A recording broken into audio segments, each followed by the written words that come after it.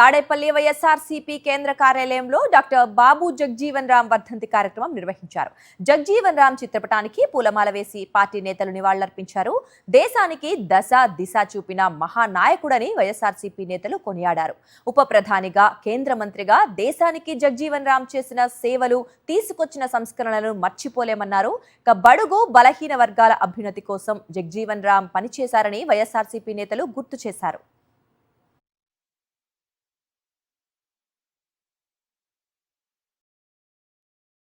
అనేక సార్లు పార్లమెంట్ సభ్యులుగా ఎన్నికై ఈ దేశానికి దశ దిశ చూపించినటువంటి మహోన్నతమైనటువంటి మహానుభావుల్లో డాక్టర్ బాబు జగ్జీవన్ రామ్ ఒకరు.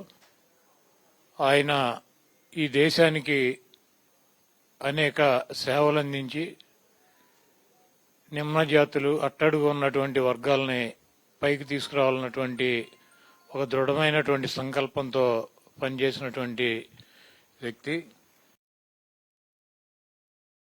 ఈ రోజున బాబు జగ్జీవన్ రామ్ గారిని జ్ఞాపకం చేసుకోవటం అంటే భారతదేశం కన్నా బిడ్డలలో అత్యున్నతమైన స్థాయిలోకి, భారత ఉప ప్రధాని స్థాయికి ఎదిగిన దళిత బిడ్డగా మేమందరం గర్వపడే ఒక మహానాయకుడిగా వారిని స్మరించుకుంటున్నా కూడా ఈ రాష్ట్రంలో చంద్రబాబు నాయుడు మమ్మల్ని మాలలుగా, మాదిగలుగా, రెల్లి కులస్తులుగా, పైడి కులస్తులుగానే చూడటం ఈ రాష్ట్రం చేసుకున్న దురదృష్టం.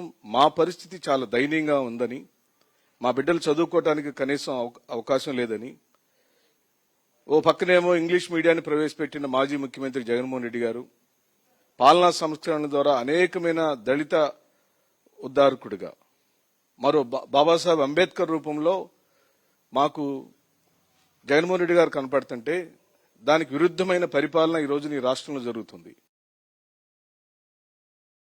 మహానుభావుడు బిఆర్ అంబేద్కర్ గారు, అలాగనే బాబు జగ్జీవన్ రామ్ కలిసి తీసుకున్న ప్రతి నిర్ణయం కూడా ఈ రాష్ట్రాన్ని, దేశాన్ని సస్యశ్యామలంగా ఉంచే దిశగా అడుగులు వేసి అత్యధిక సార్లు కేంద్ర మంత్రిగా ఇప్పటి వరకు ఎవరు చేపట్టిన విధంగా మరి బాబు జగ్జీవన్ రామ్ చేసి మంత్రి పదవికి వన్నె తెచ్చి రాష్ట్రంలో ఉన్న బడుగు బలహీన వర్గాలందరికీ కూడా అండగా నిలిచారు. కులం మతం చూడకుండా చదువుల విషయంలో కానీ, ఆహార ధాన్యాలు, మరి గిడ్డంగులు, అలాంటి వాటన్నిటిలో కూడా ఆయన తీసుకున్న నిర్ణయాలు ఎప్పుడూ కూడా మర్చిపోవాలనేవి.